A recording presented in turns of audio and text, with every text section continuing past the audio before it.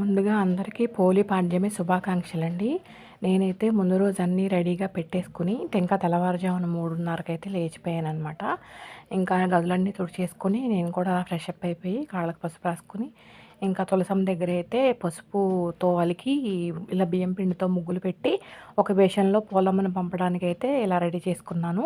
ఇంకా ప్లేట్‌లో వినాయకుడికి ముందుగా బెల్లం ముక్క సమర్పించి పూజ చేసుకొని, తర్వాత కార్తీక దామోదరుడికి పూజ చేసుకొని, తర్వాత గౌరీదేవికి కూడా పూజ చేసుకుని, శివాష్టోత్తరం, గౌరీ అష్టోత్తరాలు చదువుకుని, ఇంకా పోలమ్మకైతే ఇలా దీపాలు వెలిగించేసి పోలి సర్గం కథ అయితే చెప్పుకొని, కొబ్బరికాయ కొట్టుకుని, హారతి ఇచ్చేసుకొని, అక్షింతలు వేసుకున్నామండి. అందరూ బాగుండాలి, ముందుగా అందరికీ సౌభాగ్యాన్ని ప్రసాదించమ్మ తల్లి, నీ అంత భక్తిని ప్రసాదించు, ఈ సంవత్సరం చేసిన తప్పులన్నీ క్షమించి వచ్చే సంవత్సరం కూడా నీ అంత భక్తిని మాకు ప్రసాదించమని ఆ కార్తీక దామోదరుణ్ణి, ఆ పోలమ్మని నేనైతే కోరుకున్నాను. తర్వాత ఆవులకి వచ్చేయండి ఇంటి ఎదురుగుండా ఇలా అయితే దాణం పెట్టాను.